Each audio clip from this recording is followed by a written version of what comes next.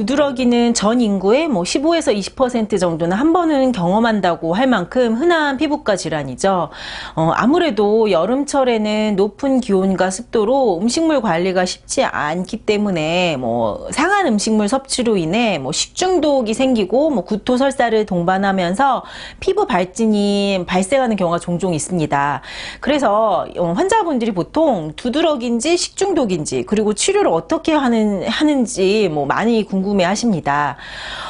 두드러기는요, 급성 두드러기와 크게 만성 두드러기로 발병 기간에 따라 분류하죠. 그리고 두드러기 발생 원인에 따라 피부 묘기증이나 한랭 두드러기, 열 두드러기와 같은 이제 유발 요인이 인지가 되는 두드러기와 각종 의학적인 조사에도 불구하고 원인을 찾을 수 없는 특발성 두드러기로 또 분류할 수 있습니다.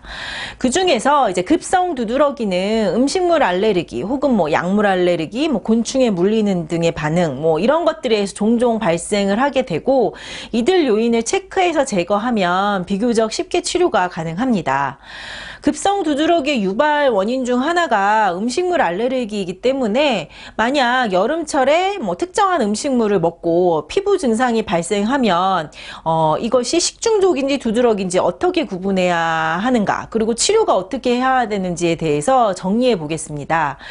식중독은요, 음식물 섭취로 인해 인체에 유해한 미생물 감염으로 인한 질환이죠.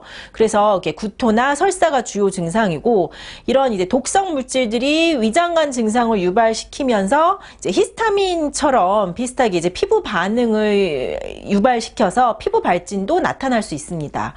그래서 식중독과 두드러기의 감별점은요, 먼저 이제 구토나 복통, 설사 같은 위장관 증상이 있었는지를 체크하시면 됩니다. 두드러기는 피부에 가려움이나 팽진과 같은 증상은 있지만요, 보통은 구토나 설사 등이 동반되지 않기 때문에 구토 설사가 있다면 식중독이라고 우선은 생각하시는 것이 더 옳을 것 같고요.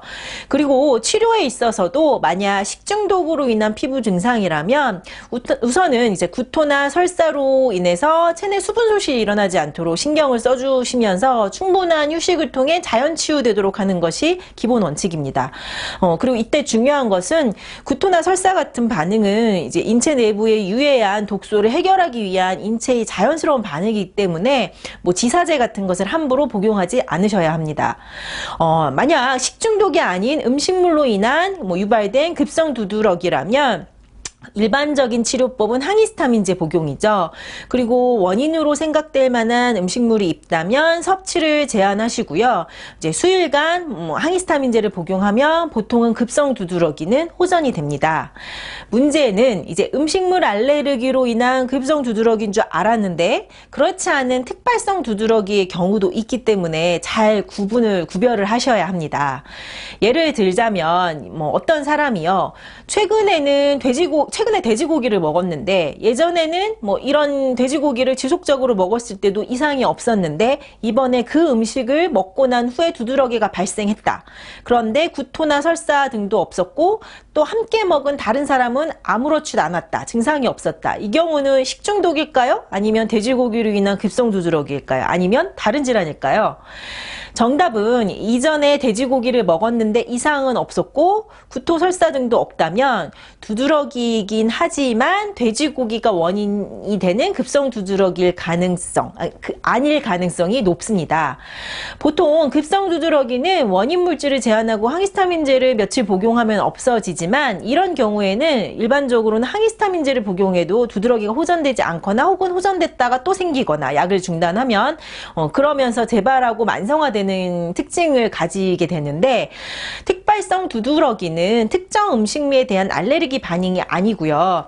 면역 체계가 이상해서 기인을 하면서 그렇기 때문에 특정 음식을 중단한다고 또는 항히스타민제를 복용한다고 그래서 히스타민의 작용을 억제한다고 하더라도 완벽하게 치료가 잘 되지 않고요.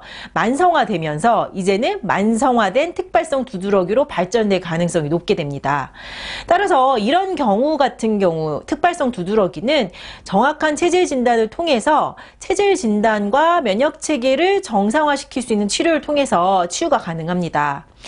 식중독으로 인한 피부 발진, 음식이나 약물로 인한 급성 두드러기, 그리고 특발성 두드러기 좀 구별이 되셨나요?